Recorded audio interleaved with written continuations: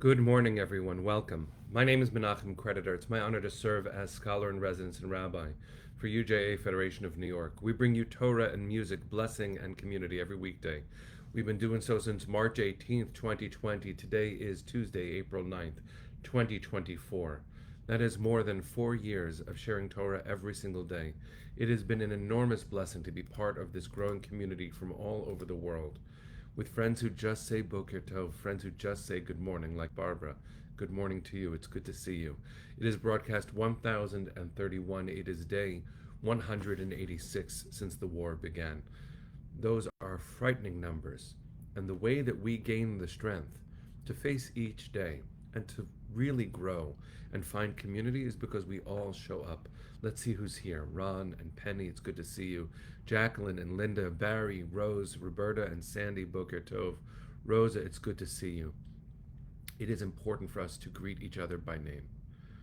Tziona and Shari, good morning. Good morning. Tziona, your screenplay about the Holocaust was selected for the Budapest International Film Festival next month. Kol hakavod to you. Mazel tov.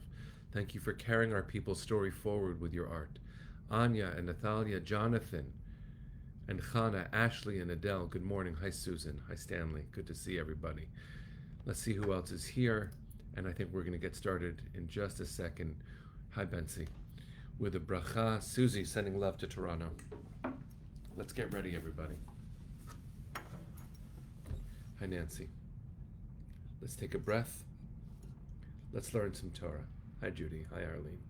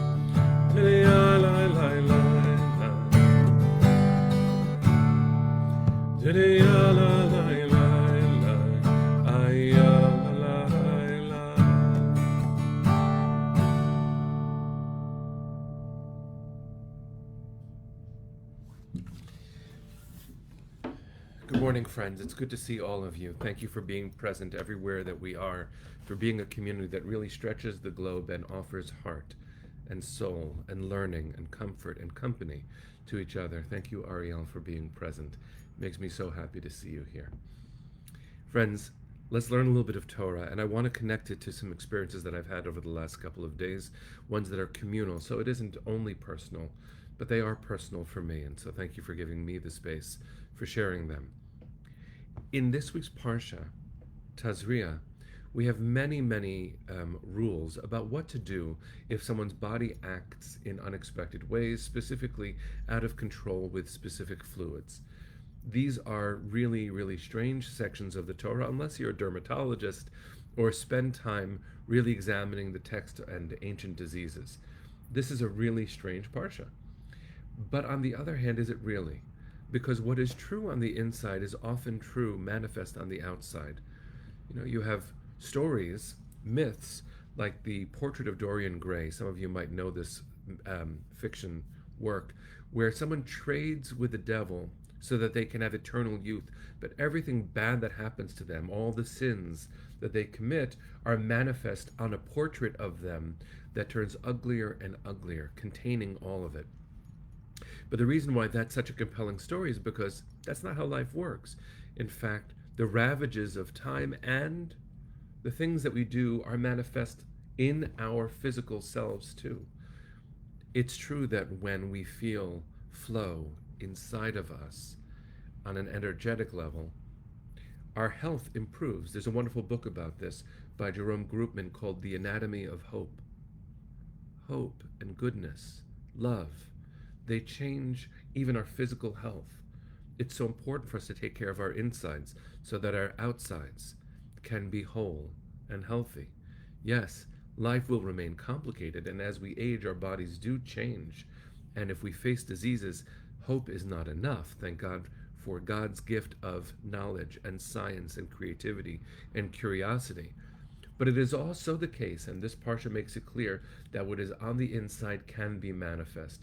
That's at least how the rabbis understand this skin ailment that we mistakenly translate as leprosy. It's anything but.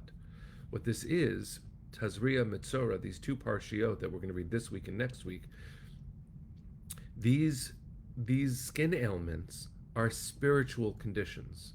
So there weren't doctors in those days. They called the priest to examine whether or not someone had it. But in order to understand why it happened, because they didn't have the word idiopathic in the time of the Torah where they couldn't explain something, there was always an explanation for why things were happening in the Torah's perspective, and that's God.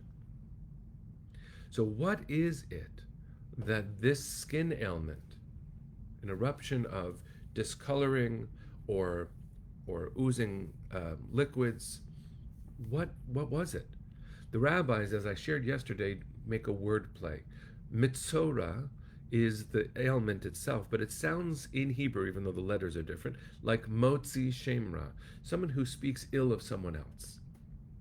The way that we speak has immediate physical manifestation.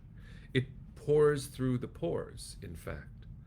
And as the rabbis say in a beautiful comment about the Ark of the Covenant that was in the tabernacle and then the temple in Jerusalem, tocho kivaro, on the inside is similar to the outside. We call that integrity.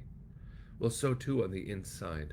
If there is ill will, at least according to the Torah, it has a physical manifestation. I know that I'm speaking only in theory because there are people who speak ill and it doesn't show.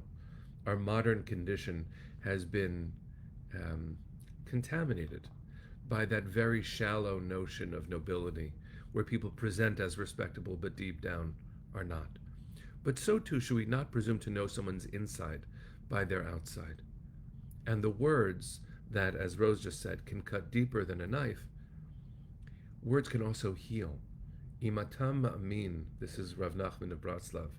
Imatam ma'amin she'achol kalkel, if you believe you can make things worse, ta'amin she'achol letaken, believe that you can heal. There's a wonderful book about this by Rabbi Joseph Telushkin, Words That Hurt, Words That Heal. There are words that we could use to make things better. And I want to tell you about two moments where I experienced this directly over the last few days. I was blessed this last Shabbat to be invited as a judge for a moot beit din, which is similar to a moot court. If you've ever seen this national high school program, international, where people, kids, high school kids, join teams from their school or from their synagogue to compete at a national competition around halachic issues. They argue a case of Jewish law. In this case, it was about a fictional social media company collecting people's data and then sharing it.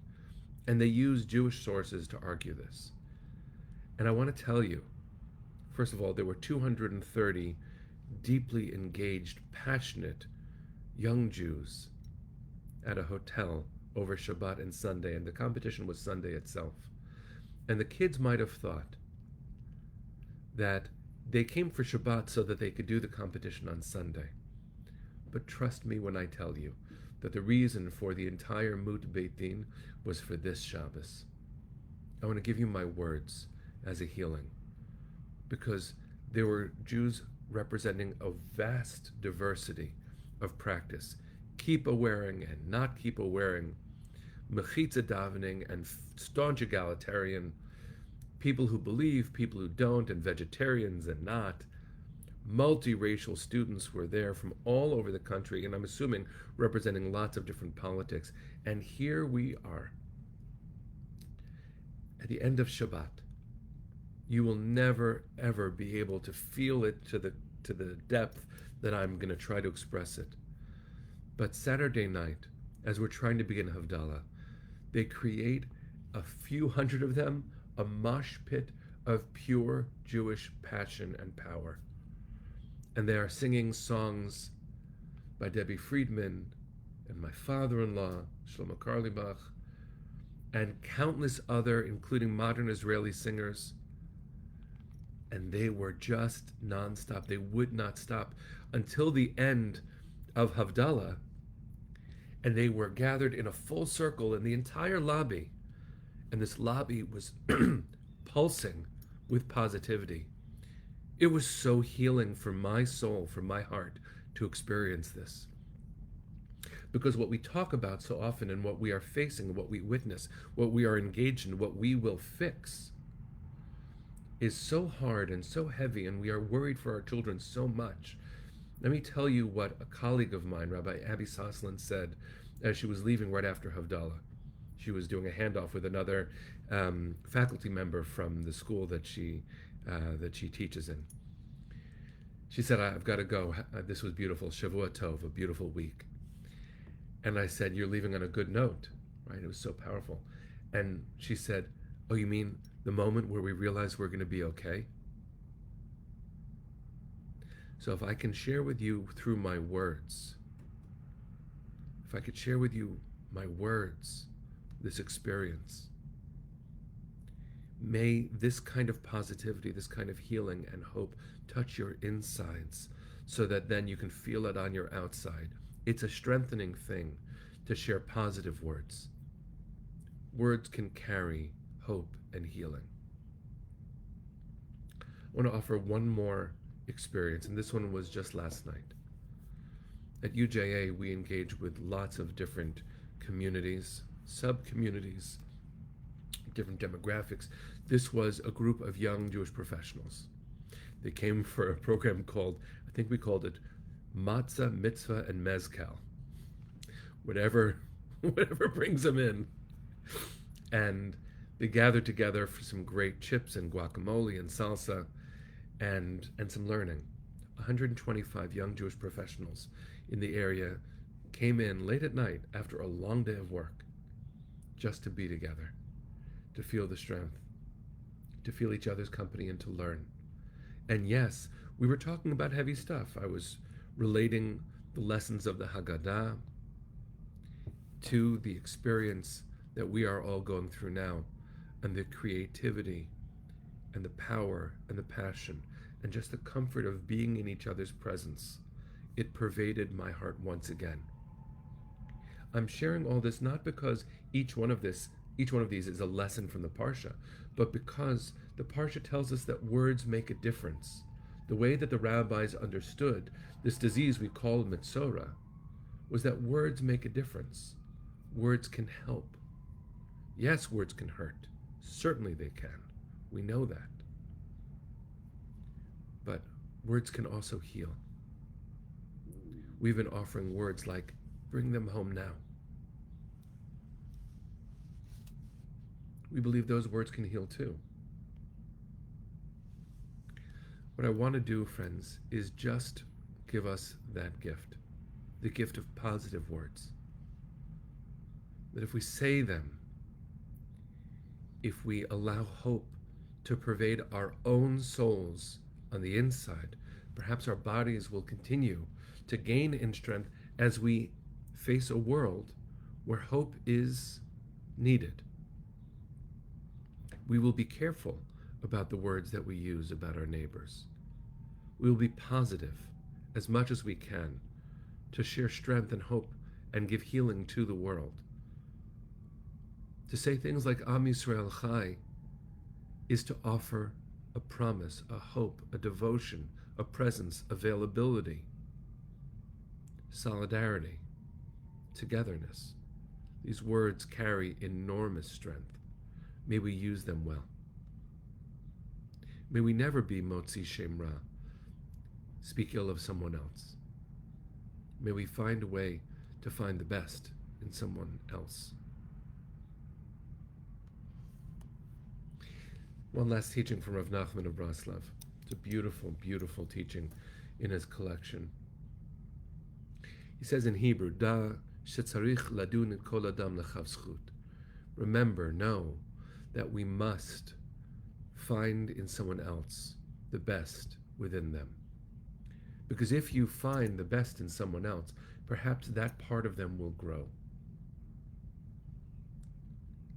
And we will talk more about Pesach as it comes closer, and it's coming close.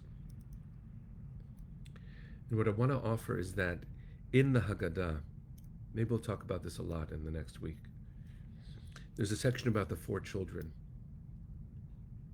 And the one that we describe as Rasha is bad. So you're supposed to say, you wouldn't have been saved. Let's decide that those words are unnecessary this year.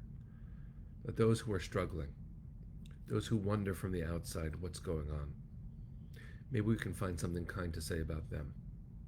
Strengthen our people somehow. Because deep down, I think we're all in need of a little bit more hope. Let's be sources of that hope through our words. Now let's sing a few words. Offer our hearts to the east. Stand as one. Kolon balevav penima nefesh Yehudi homia ulefate mizrach kadima ayin letzion Sophia. On lo avda tikvateinu, hatikva bat shnot alpayim, liot am chovshi be'artzeinu, Eretz Zion v'Yerushalayim. Liot am chovshi be'artzeinu, Eretz Zion v'Yerushalayim. Bring them home now. Bring them home now. Bring them home now. Am Yisrael Chai. See you tomorrow, friends.